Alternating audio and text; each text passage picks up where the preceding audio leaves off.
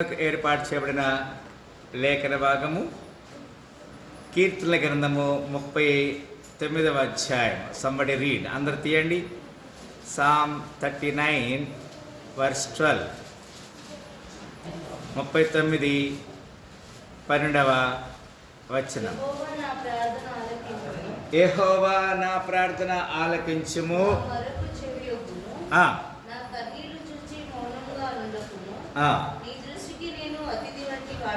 Yes. నా పితరులందరి వలె నేను పరవాసినై ఉన్నాను. నేను వెళ్ళిపోయి లేకపోకమునకు నేను దెబ్బరిల్లినట్లు నన్ను కోపముతో చూడకును. ఈ ఉదయకాల సమయంలో దేవుడు మనతో కొన్ని లేఖన భాగాలు హెచ్చరిక చేస్తున్నాడు.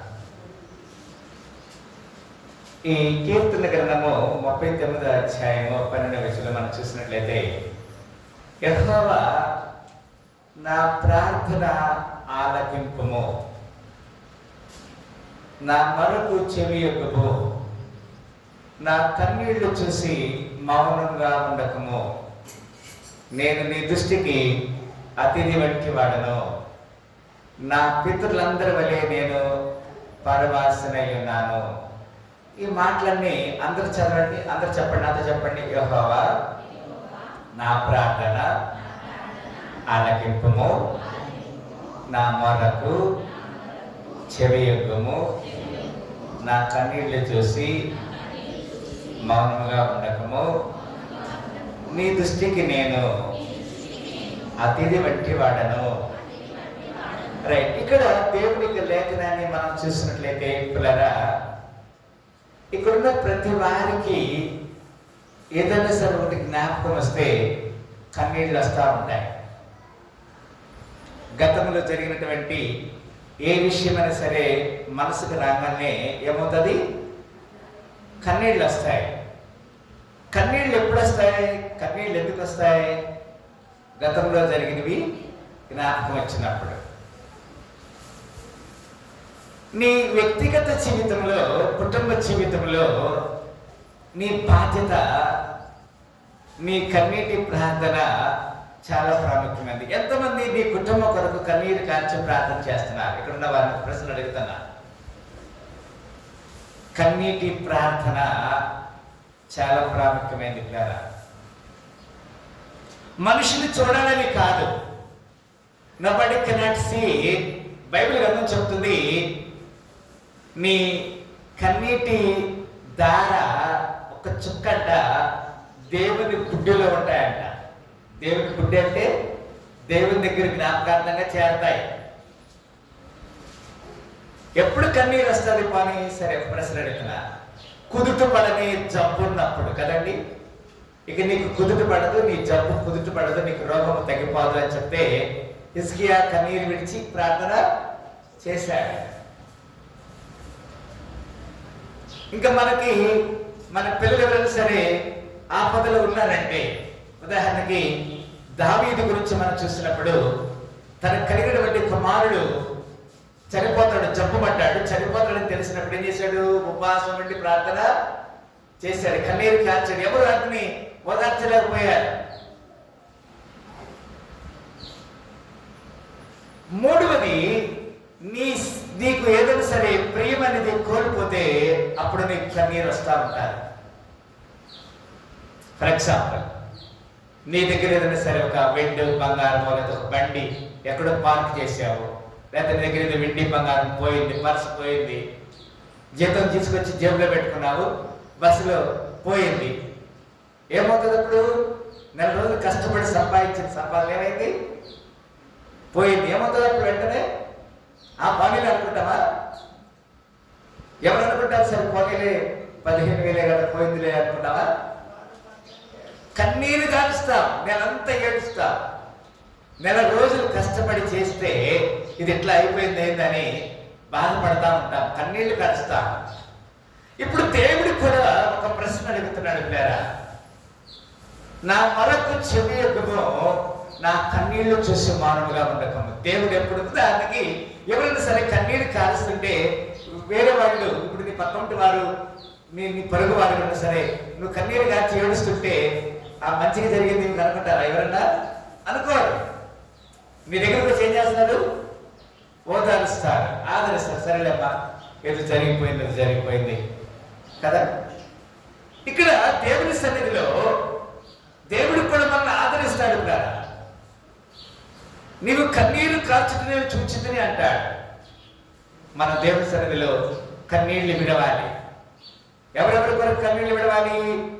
నీ పిల్లల కొరకు కన్నీళ్లు విడవాలి. స్త్రీలు, నీ కుటుంబం కొరకు నువ్వు కన్నీళ్లు విడవాలి. నీ సంఘం కొరకు నువ్వు కన్నీళ్లు విడవాలి. నీ బంధువుల కొరకు, రక్త సంబంధుల కొరకు, రక్షణ కొరకు కన్నీళ్లు విడవాలి. నశించే ఆత్మల కొరకు కన్నీళ్లు విడవాలి. దేవుడి విషయాన్ని మనతో మాట్లాడుతున్నాడు ఉదయకాల సమయంలో. అసలు ఎంతమంది, ఎన్ని గంటలు మనం ప్రార్థన చేస్తున్నాం? How many hours we are praying? We have spent our time in the presence of the Lord. నేను అతిథి వంటి వాడను అంటున్నాడు. ఐఎమ్ జస్ట్ ఏ గెస్ట్ కదండి. అతిథి వంటి వాడు అంటే ఏంటి? నేను గెస్ట్ అయితే వచ్చి వెళ్ళిపోతా ఉంటాడు. నన్ను గమనించాలి. దేవుడితో మనకున్న సంబంధాన్ని దేవుడికి తెలియజేస్తాం. ఎన్నోసార్లు మనము ఈ లేఖనాన్ని చూస్తా ఉన్నాం. జస్ట్ వీఆర్ సింప్లీ కదండి. ఎందుకు? ఒకటో వచ్చినప్పుడు అక్కడే, నా నాలుకతో పాపము చేయకున్నట్లు నా మార్గమును జాగ్రత్తగా చూచుకొందును. నోటి నాలుకతో పాపం చేయకూడదు. మన మార్గాన్ని కూడా ఏం చేయాలి? సరిగా ఉంచుకోవాలి. we should not limit beyond our thinkings. నా మార్గమును జాగ్రత్తగా చూచుకొందును, భక్తిహీనుడు ఎదుట ఉన్నప్పుడు నా నోటికి చిక్కము ఉంచుకుందని అనుకుంటాను అంటాడు కదండి. ఏదైనా భక్తిహీనులు ఉన్నప్పుడు వాళ్ళ దగ్గరికి వెళ్ళినప్పుడు ఏం చేయాలి? మన నోటికి చిక్కం పెట్టుకోవాలి. నాకు ఇష్టం ఉంది, నాకేం పర్వాలేదు అని నీ ఇష్టం వచ్చి మాట్లాడడానికి లేదు. ఇప్పుడు నేను ఏమేమి మాట్లాడక మౌనైతిని, క్షేమమును గూర్చి అయినను పలుకక నేను మౌనముగా ఉంటిని, అయినను విచారము అధికమైన అంటాడు.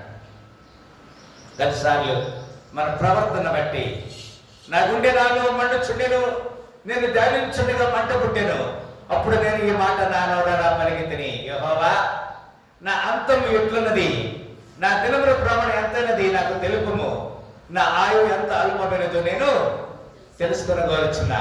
తెలుపుము నా అంతము నాకు, తెలుపుము నా ఆయువు ఎంతో, తెలుపుము నా అంతము నాకు, తెలుపుము నా అంతో, తెలుపుము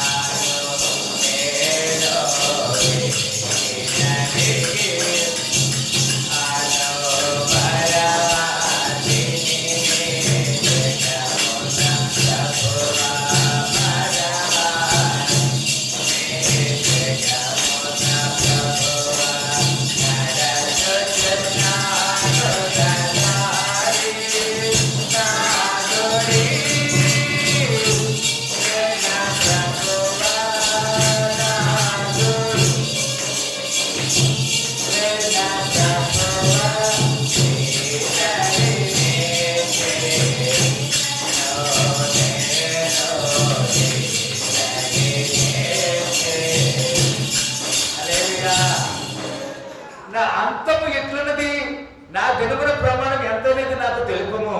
రేపు బతుకుతానో లేదో మనకి గ్యారెంటీ లేదు. ఎంతమంది గ్యారెంటీ ఉందమ్మా? మనకి గ్యారెంటీ లేదు.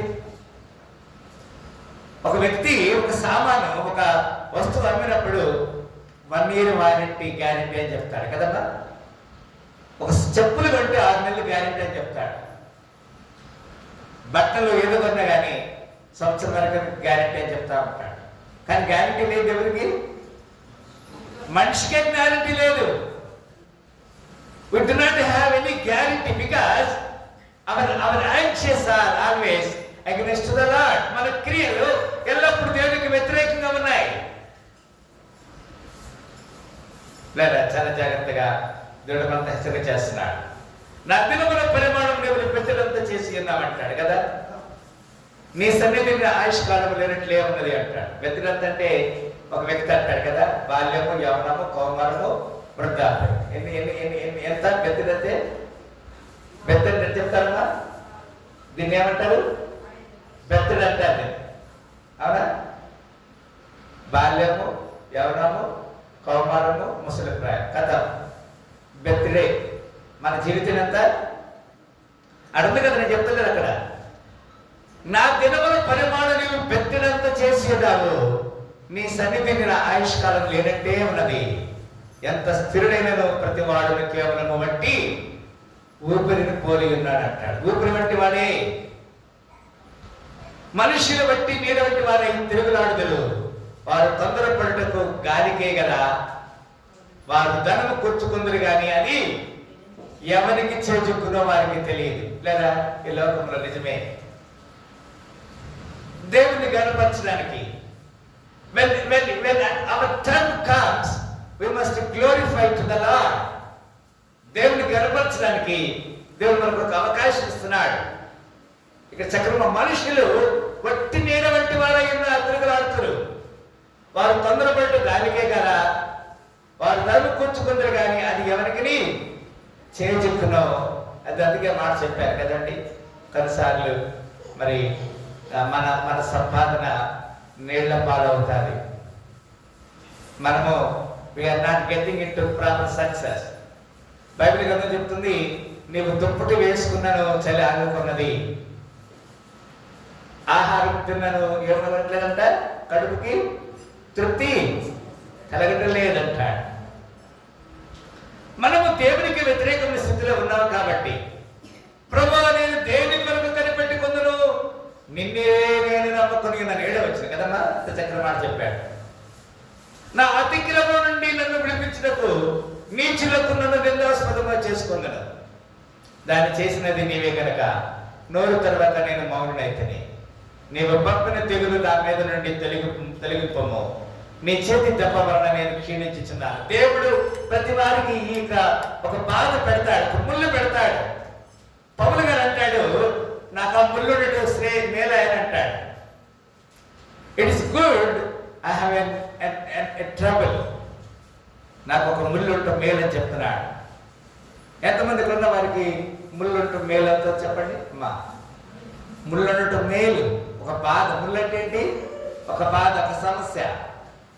ప్రతి వారి జీవితంలో ఇది అనుమతిస్తాడు. God will permit whenever you want to reconcile with God. దేవుడితో సమాధాన పడటానికి దేవుడు ఆ ముళ్ళుని పెడతాడు. ఆ ముళ్ళు తొలగించడానికి అక్కడ అంటాడు, నీవు పంపిన తెగులు నా మీద నుండి తొలగింపము, నీ చేతి దెబ్బ వలన నేనేం చేస్తున్నాను. దేవుడు దెబ్బ కొడితే ఎవరు దాన్ని తీసుకోలేరు. మనుషుల చేతిలో పడతాం ఈజీయే. మనుషులు మనకు గద్దించితే, మనుషులు నిందిస్తే పర్వాలేదు. దోషమును బట్టి నీవు మనుషుల గద్దింపులతో శిక్షించినప్పుడు చెమ్మట కొట్టిన వస్త్రములే నీవు వారి అందమును చెడగొట్టెదవు. నరులందరూ ఏంటంటే బట్టి ఊపిరి బట్టి వారు. అబ్బా ఎంత చక్కని మాట్లాడారా. మనము వట్టి ఊపిరి బట్టి వారని చెప్తున్నాడు. After all we are dust. ఇంగ్లీష్లో అక్కడ చక్కని మాట చెప్తాడు కదండి, we are all just dust. Being your dust you will become dust. నీవు మట్టి కాబట్టి ఏమైపోతావు? మట్టి అయిపోతావు అంటున్నాడు. అందుకే ఆ మాట అంటున్నాడు, ఆ మాటకు చెప్తున్నాడు కదా. ఏమని చెప్తున్నాడు? యెహోవా నా ప్రార్థన ఆలకించము, నా మరకు చెవియొగ్గుము. ఎస్, హల్లెలూయా. చదమ్మా.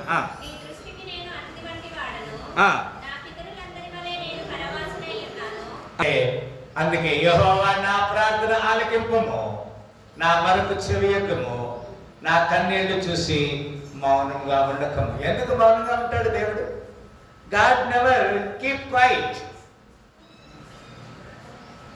మనం ప్రార్థన చేయాలి. We should pray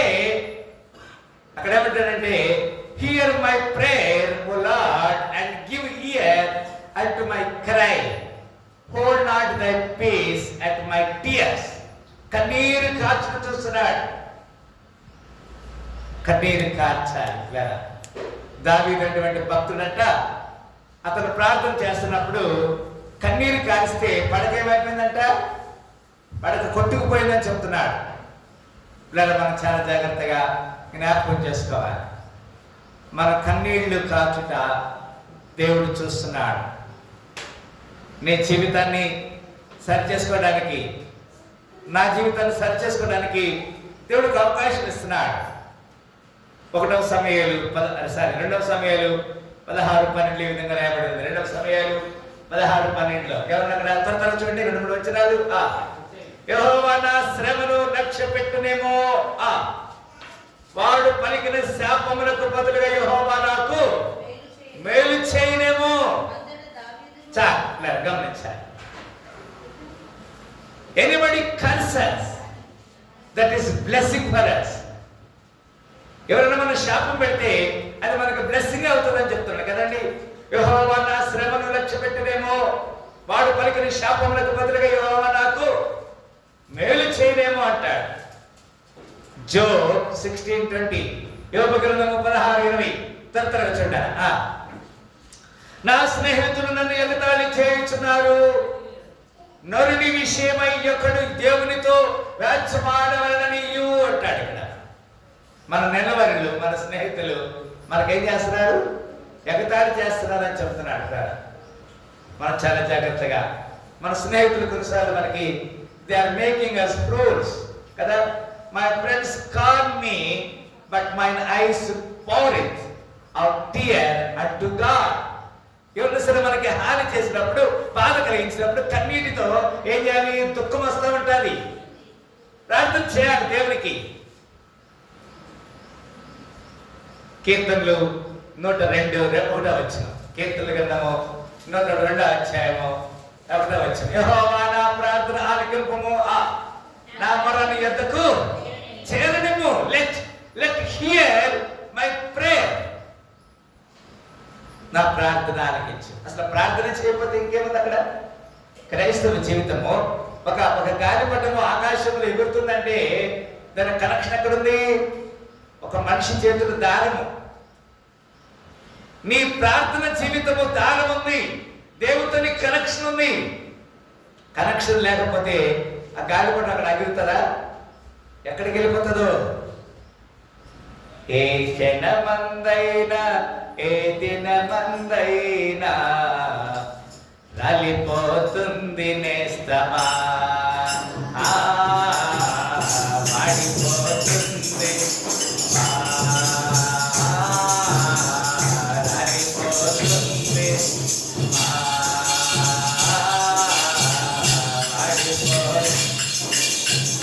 మనిషి జీవితము ఈ బంధములు. 116వ కీర్తన 3వ వచనంలో అంటాడు. 116వ కీర్తన 3వ వచనంలో, మరణ బంధములు నన్ను చుట్టుకొని ఉండెను, పాతాళపు వేదన నన్ను పట్టుకొని ఉండెను. కలుగుతాది. Let troubles come to us. Let it be. జరగని శోధన వస్తే పర్వాలేదు కదా. ఈ జీవితము దేవునికి యథార్థంగా జీవించాలి. అక్కడ 119:54 ఈ మాట రాయబడినది. 119:54 ఈ విధంగా రాయబడినది. యాత్రికుడనైన నేను నా బస్సులో పాటలు పాడుటకు. అది నువ్వు యాత్ర చేస్తున్నావు, విశ్వాస యాత్ర చేస్తున్నావు. ఈ యాత్రలో ఎక్కడికి వెళ్తావు నువ్వు? జాగ్రత్త. ఎటువైపు నీ ప్రయాణం? జాగ్రత్త. ఏ తొలగి చేస్తావు నువ్వు? జాగ్రత్త పిల్లరా. నీ పాటలు పాడాలి. దేవుడి సన్నిధికి వచ్చి ఎంతమంది పాటలు పాడుతున్నామండి పిల్లరా? 10 గంటలకు వచ్చి పాటలు ఎంతమంది పాడుతున్నాం? ఇక్కడ అంటాడు కదా, యాత్రికుడైన నేను నా బస్సులో పాటలు పాడుతూ నీ కట్టడలు. ఒక కట్టడ నియమించాడు. దేవుడు స్తుతించాలి. తంబురతోను సితారతోను దేవుని ఆరాధించాలి. పాటలు పాడాలి. స్వరమండలముతో స్తుతించాలి. ఎక్కడ పాటలు పాడుతున్నావు? దేవుని ఎక్కడ కనపరుస్తున్నాం మనం? గమనించాలి. రెండవ కొరింథీ 5:6 ఈ విధంగా రాయబడింది. 5వ అధ్యాయము 6వ వచనంలో, వెలుచూపు వలన కాక విశ్వాసం వలననే నడుచుకొనిచున్న. వెలుచూపు వలన అంటే ఎవరో మనల్ని ఏలుబెట్టి చూపించినందుకు కాదు. By faith we are living. ఈ లోకంలో మనం జీవిస్తున్నామంటే విశ్వాసం బట్టి కదా. హెబ్రీ 5:7, హెబ్రీ రాసిన పత్రిక 5వ అధ్యాయము 7వ వచనం. ఆయన అక్కడ శరీరధారి అయి ఉన్న దినములలో మహారోదనముతోనూ కన్నీళ్లతోనూ తన్ను మరణము నుండి రక్షింపగలవానికి ప్రార్థనలను యాచనలను సమర్పించి చూసారు కదా. శరీరధారిగా ఉన్నప్పుడు, ఈ శరీరంలో మనం జీవించినప్పుడు ఏం చేయాలంట? యాచన, కన్నీళ్లు విడిచాలి. నీ కన్నీళ్లు విడిచిட்டு నేను చూసింది అంటున్నాడు. మన కన్నీళ్ళు ఎప్పుడు వస్తాయి? బాగుంటాయి కదా. ఒక విషయం గురించి సమస్య ఉంటే కదా కన్నీళ్ళు వచ్చేది.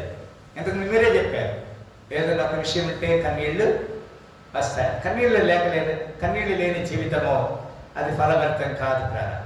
ఒక్క కన్నీటి చుక్క భూమి మీద పడుతుంటే అది దేవుని దగ్గరికి చేరుతుంది. దేవుని దగ్గరికి చేరి నీకు జవాబు ఇస్తారు. అది నీ వ్యక్తిగత జీవితం ఏదైనా కావచ్చు. అది చదువు కావచ్చు, జాబ్ కావచ్చు, వివాహం కావచ్చు, లేకపోతే నీ వ్యాధి కావచ్చు, లేకపోతే నీ ఆర్థిక సమస్య కావచ్చు. Whatever is the problem, but the solution you must cry unto the Lord, pray unto the Lord. దేవునికి ప్రార్థన చేయాలి. It is not anybody else. ఎవరో ప్రార్థన చేస్తే కాదు. నీకు బాధ కలిగితే ఎవరి అన్నం తినాలి? ఇప్పుడు నీకు ఒక కుదుట పడిన ఒక బాధ కలిగింది. డాక్టర్ గారు ఒక వైద్యం చెప్పాడు, పత్యం చేయాలి. నువ్వు పత్యం చేయాలా? నీ ఇంట్లో వాళ్ళు పత్యం చేయాలా? ఎవరు పత్యం చేయాలయ్యా? అమ్మా, ఎవరు పత్యం చేయాలి? ఎవరైతే బాధ ఉందో వాళ్ళు పత్యం చేయాలి. ఇక్కడ ఎవరైతే బాధ ఉందో వాళ్ళు ప్రార్థన చేయాలి. వాళ్ళు కన్నీళ్లు కార్చాలి. హిజ్కియా మరణకరమైన రోగం వచ్చింది. నాతో ప్రవక్త చెప్పాడు, ఇక నీవు బ్రతకవు, నువ్వు నీ ఇంటి వారికి ఏం చేయాలి? వీళ్ళమ్మ రాసుకో, చనిపోతావు నువ్వు. ఇక వచ్చి ఒక ప్రవక్త చెప్పాడు, జాగ్రత్తరా, నీ ఇంటిని జాగ్రత్తగా ఉంచుకో, సరి చేసుకో అని చెప్తే, అప్పుడు ఆయన గోడ వైపు తిరిగి కన్నీరు కార్చి దేవునికి ప్రార్థన చేశాడు. when he cried unto the Lord, దేవునికి ప్రార్థన చేసినప్పుడు దేవుడు ఆయన ప్రార్థన ఆలకించిన సందర్భాన్ని మనం చూస్తున్నాం కదా. మనం దేవునికి ఏ విధంగా మనం జీవిస్తున్నామో, మన జీవితాలు ఏ విధంగా సరిచేయబడుతున్నాయో మనము జ్ఞాపకం చేసుకుందాం. ప్రతి వారు కూడా తిరిగి మన ఇక్కడికి వస్తున్నాయి. యెహోవా నా ప్రార్థన ఆలకింపుము, నా మొరకు చెవియొగ్గుము, నా కన్నీళ్లు చూసి మౌనముగా ఉండకము. నీ దృష్టికి నేను అతిథి వంటి వాడను, నా పితరులందరి వలె నేను పరవాసన ఎత్తునంటాడు. మనం సరి చేసుకోవడానికి దేవుడు మనకు ఒక అవకాశం ఇస్తున్నాడు. One more day God permitted us. ఇంకొక రోజు మనకు అనుమతించాడు. రేపేమవుతుందో మనకు తెలియదు. మనం సరి చేసుకుందాం. మన జీవితాలు దేవునికి యథార్థంగా ఉంచడానికి దేవుడు కోరుకుంటున్నాడు. మరి నా జీవితాలు, వ్యక్తిగత జీవితము దేవునికి లోబడే జీవితం దేవుడు కోరుకుంటాడు. కాబట్టి మనం సరి చేయబడదాం. ప్రభా, నన్ను అంగీకరించు, నా ప్రార్థన ఆలకించమని దేవుని దగ్గర మొరపెడదాం. దేవుడు నీ ప్రార్థనకి జవాబు దయచేస్తాడని నమ్ముదాం. అందరం కూడా తల ఉంచుకోవడానికి ప్రయత్నం చేద్దాం. అందరు తల ఉంచుకుందాం. Thank you father. అందరు తల ఉంచుకుందాం. Thank you lord. ఓ మానవుడా, నీ గతి ఏమౌనో తెలియునా, ఏమేమి చేయుచుంటివో తప్పించుకొందువా. ఎప్పుడు నీకు బాధ కలుగుతుంది? ఎప్పుడు నీకు దుఃఖం కలుగుతుంది? నీకున్న సమస్యను బట్టి, నీకున్న సమస్యని నీవు చులకనగా చూస్తే అది ఒక దినం నుంచి బహుభారం అవుతుంది నీకు. దేవుని దగ్గర విగ్రహం చేయకపోతే మనుషులు ఎవరు నీకు సహాయం చేయలేరు. దేవుడే నీకు సహాయం చేయబోతున్నాడు. నువ్వు కన్నీళ్లు విడిచుట ఆయన చూస్తున్నాడు. మనం కన్నీళ్లు విడిచి దేవుని దగ్గర ప్రార్థన చేస్తాం. స్తోత్రములు. ప్రేమగల తండ్రి, చక్కని లేఖనం ద్వారా మీరు మమ్మల్ని హెచ్చరిక చేశారు. మేము కన్నీరు గార్చి నీ సన్నిధిలో ప్రార్థన విజ్ఞాపన చేయాలి. మా జీవితం నువ్వు బెత్తడంతగా చేస్తున్నావు. మా ఆయు పరిమాణము మాకు తెలియదు. మేము ఎప్పుడు మా యొక్క జీవితాన్ని ముగిస్తాము. కనుక మమ్మల్ని మేము సరి చేసుకునేందుకు సహాయం చేయండి. మా ఇంటిని మేము కట్టుకునేటకు, మా జీవితాన్ని కట్టుకునేటకు, మా మనసు అనేటువంటి నడుము కట్టుకోవాలి. నీ కొరకు ఎదురు చూసే భాగ్యం దయచేయండి. ఏ ఉదయకాల సమయంలో చక్కని లేఖనం ద్వారా మీరు మమ్మల్ని హెచ్చరిక చేసినందుకు కొందరు తెలియజేస్తుంది. ఏ స్థితిని సర్వపరిశుద్ధనామని ప్రార్థన పెట్టుకుంటున్నాము తండ్రి. రక్షాని ఉదయకాల సమయంలో చేరించిన ప్రతి వారికి ఏ స్థితి శుభనామంలో ఈ పునరుద్ధాన శుభములు కలుగునుగాక. ఆమేన్.